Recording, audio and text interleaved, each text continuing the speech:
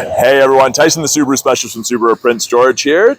We are taking a look at the 2024 Subaru Crosstrek Touring in the Sun Blaze Pearl, that kind of burnt orange color. Now Touring is a step up from the convenience, a step under our Onyx. It's our mid trim, and this is that new color for the 24s. Not quite as intense as Sun Blaze, but it definitely stands out. Now, of course, the 24 Crosstrek's got a redesign for this year, so they got a new exterior, interior, updated Subaru Global platform. And right off the bat, right on the front, you have a more aggressive honeycomb hexagonal shaped grille. On the Touring, we have gray wings off of the Subaru logo, and those lead into our smaller LED steering responsive headlights with high beam assist. Absolutely phenomenal headlights. Touring is the first trim level where you get your LED fog lights, and you've got this kind of C-cut channel that you see on a lot of the Subarus now. That's universal design language that you see on most Subarus. This is the smallest crossover slash SUV that Subaru has in their lineup. It's essentially a lifted Impreza. So you get good economy, 8.7 inches of minimum ground clearance, which is more than the average half-ton pickup. So they go a lot of places that pickups go.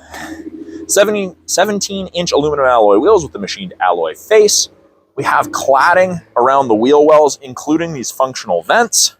See right through there, they are functional.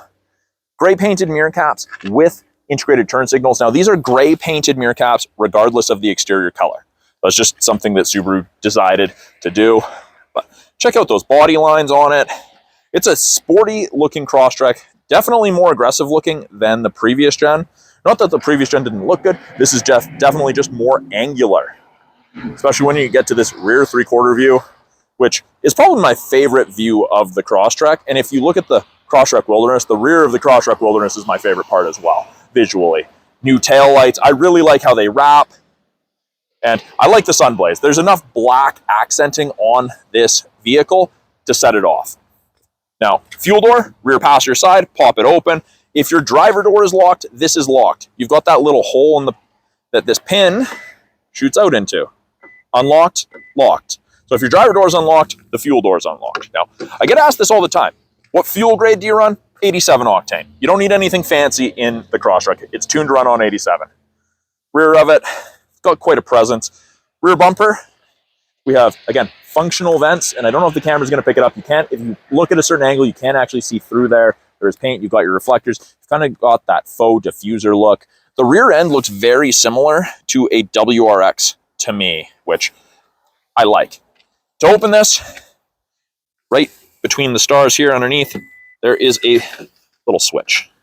Pretty much line up with the middle of the stars, there's the rubber switch. Backup camera with a washer, and I'll show you that. We do also have this little button right there. I don't know if the camera will focus on it or if it'll pick it up. You can set a PIN code, so if you disable the proximity key or you don't have your key on you, can still access your vehicle. In the rear of the Crosstrek, there is a ton of space. People don't expect there to be this much. People are always shocked. Halogen cargo light keeps everything illuminated. We've got grocery bag hooks on either side. So you hook the loop of your grocery bag over that. It stops it from tumbling around. You can also get a cargo net accessory that ties into those, in addition to tying into our hard mount physical tie downs at the front. Underneath, got our spare tire. We've got our spare tire tools and our eye bolt. Little mountain motif. Nice little touch from Subaru. No power liftgate in any of the Crosstreks, just manual. All of the Crosstreks have the roof rails, so you can get crossbars and attachments for those crossbars if you're going to put anything on the roof or you need additional storage. And then for the second row, there's a ton of room. Again, I know, so there's a ton of room in these. There's an unbelievable amount. Good headroom, good leg room. The video doesn't do it justice. Taller people fit in the second row comfortably. And you get the premium cloth, which is kind of a light and dark gray two-tone. And there is a little bit of green in here as well. It kind of sets it off. It just looks like it stands out. Something's quite different. When you get up close, you realize it is green. There's a fold-down armrest with integrated cup holders. We have a map back pocket on the rear of the front passenger seat. And out of the center console, we do have 2 USB ports for charging, keep everyone connected on those longer trips. We do also have easy access to the latch system, which is important to a lot of parents. This is textured and grippy and is designed to be used as a step if you're going to be loading anything on the roof. It's a lot safer standing on that than on the tire because the tire sits inside the fender by a bit. So you're going to get more of your foot on there. You're going to get a better purchase there than you are there. So safety. Door card, hard touch plastic, soft touch armrest. We still have a power window switch. We've got bottle holder with storage. I get asked about that little black piece fairly often, and that's what that side impact crash safety bar ties into, which is quite nice. So it's just an additional side crash safety bar, stops intrusion into the passenger cab in the event of a side collision. Child lock, if you need it. These are not tied together, so if you lock one but don't lock the far one, that door can still be open from the inside. Now, with it being a proximity key, this never needs to come out of your purse, your pocket, your backpack, your bag, whatever you have. Just needs to be within 46 inches. So to lock it, touch the lines, and it locks. And again, if your key is within 46 inches, all you have to do is put your hand in the handle, and you saw the hazards flash there, and it's unlocked. Driver door card looks very, very similar to that of the rear, except this is soft touch, in addition to the armrest. Power window lock, 4 power windows, power mirror adjustment, a little bit more storage with the bottle holder there. Same cloth material up front as it is in the second row. Now these seats are different than the previous gen seats. These seats are designed to reduce fatigue over longer driving distances, and they've really beefed up the foam to help stop pelvic vibration, which is a large cause of that. Now this seat is height adjustable based on a pump system. You can pump it up or pump it down if you're a taller driver, taller torso. By the driver's left knee, we do have a scroll wheel to control the brightness of your gauges, and faux carbon fiber trim kind of all ties together. With it being push button start, foot's on the brake, everything comes to life. We've got our blind spot detection in each side mirror. So that little orange light will illuminate on this side when someone's in my blind spot or going to be in my blind spot on the driver's side. Same thing on the passenger side. Doesn't eliminate shoulder checking, but it's an aid. And actually, I mean, you do get pretty phenomenal visibility out of a Crosstrek. I don't have any issues with it myself. Your mileage will vary. Heated steering wheel. Best thing ever up here. Left-hand side of the steering wheel. Bluetooth and audio controls. Accept call, hang up or decline call, mute. Issue voice command or access Google Assistant or Siri. We've got our volume, and it's nice tactile buttons. Source switches from AM to FM to Bluetooth to USB, etc. No CD players, unfortunately, in the new Crosstreks. This allows us to change presets. This used to be our volume toggle, and I go on test drives, and I need to turn down the volume, and I do that, and it does nothing for me. That actually ends up changing our small little center display up top here, what we're listening to, clock and thermometer, fuel economy, estimated distance to empty, how long it's been running. There's a lot of info that you can change and have access to, depending what you like to look at.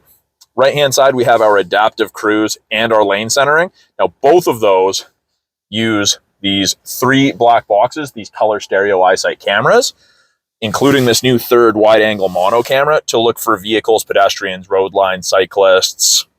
It does all your adaptive cruise, your lane centering, automatic emergency braking, a bunch of other stuff. So when I turn on the cruise, I get an image of the Crosstrek, and you'll notice that there's 4 bars ahead of it. There was 3, now there's 4, all the way down to 1. That is the follow distance behind the vehicle ahead of you you will follow at if you catch up while using cruise control. So 4 bars at 100 kilometers an hour is roughly 150 to 180 feet behind the vehicle ahead of you. Good safe distance. I've just turned on lane centering. That's that little steering wheel there. That is the icon right here. So above 60 kilometers an hour, if the cameras can see the road lines, whichever side it can see on, it illuminates white. So they're gray right now. They'll go solid white like the bars ahead of the Crosstrek there.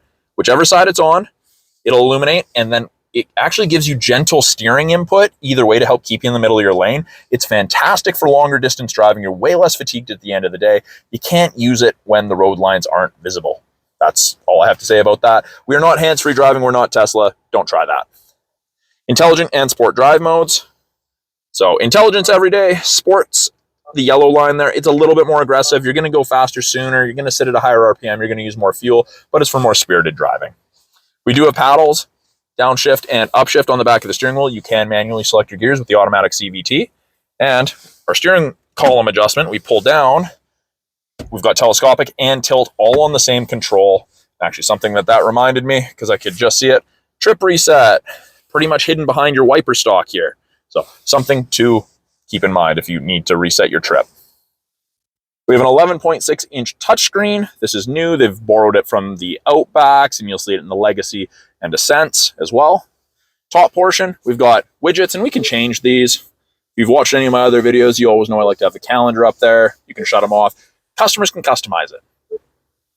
We've got what we're listening to, the widgets, whether that's part of the 3-month satellite radio trial you get with most new Subarus, and we have access to X mode, which is like 4x4 low in a pickup. Use it for really extreme, rough road, steep uphill, downhill terrain. If you exceed 40 kilometers an hour, it kicks out and goes back to regular all-wheel drive because that is more efficient in the Crosstrek, well, all Subarus, than locking at 50-50. Center, we've got radio, media, and phone. Pretty self-explanatory. Apps, we have wireless, Android Auto, and Apple CarPlay. You will gain access to the My Subaru app after the vehicle is registered in your name, and you do get 3 months to SiriusXM Travel Link, which up here in Prince George doesn't really benefit us, other than you can get fuel prices. Settings, lots of settings you can change. General, sound, phone, car settings, radio.